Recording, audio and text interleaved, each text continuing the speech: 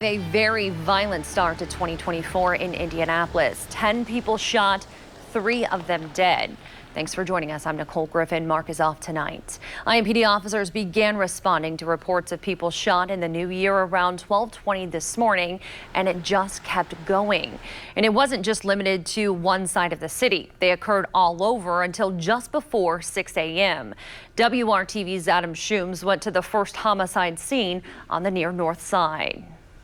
Neighbors tell me they don't know what led up to the fatal shooting here near 31st and Boulevard Place on Indy's near north side Monday morning. But what they can tell me is they heard the sound of gunshots for roughly 40 minutes before the clock struck midnight Sunday night. Why is we still doing this? Like New Year's, bringing in with the gunshots. Like, you know, those bullets have to come down. I don't know why it's part of a tradition still. Police say those bullets killed a man just feet away from where Kiara Adams and her kids were sleeping in their home Monday morning. I made sure my kids was laying down, like they was up, but y'all cannot walk around while they're doing this because a bullet could have easily came through the room. We got so many windows. Police believe the shooting stemmed from a family disturbance.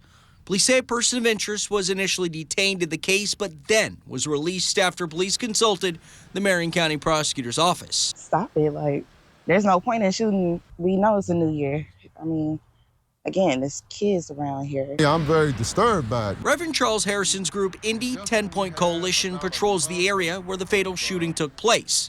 His group tries to stop violence before it starts. I think it's discouraging to groups like 10 Point and other groups that are out here working to help bring down the violence. The deadly incident near 31st and Boulevard Place wasn't the only shooting IMPD detectives responded to Monday morning.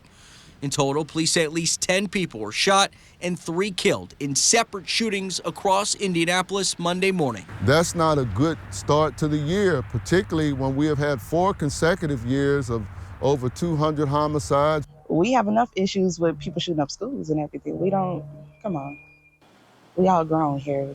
We don't need to, it's pointless. In Indianapolis, Adam Schooms, WRTV.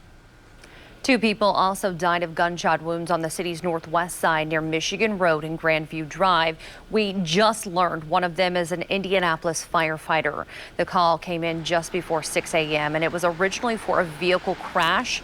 Officers found a man and a woman dead inside a pickup that was off the road. It was later determined they'd been shot. The Indianapolis Fire Department just identified the man as IFD engineer Justin Boyd. He'd been with the department since 2014. He leaves behind a wife and 2 adult children. The circumstances are still under investigation. Indianapolis ended 2023 with 219 homicides. That's down from 222 in 2022 and 271 in 2021. However, 26 of the homicides last year were people 18 and under. That's up from 17 in each of the 2 previous years. Indianapolis Mayor Joe Hogsett did not address today's violence after he took the oath of office for his 3rd term today to lead the city. But in his speech after being sworn in, he addressed the city's overall crime-fighting efforts. He touted a drop of 35% in criminal homicides over the last 2 years and a nearly 8% drop in violent crime during the same time period. But he was adamant that more work needs to be done. We have seen far too many of our city's youth end up behind or tragically in front of a gun. Our gun laws must change if we are truly committed to the potential, the opportunity, and the promise of our city's young people. Also now beginning or continuing their terms in office, the 25 members of the Indianapolis City County Council. They were also sworn in today by federal judge Tanya Walton Pratt.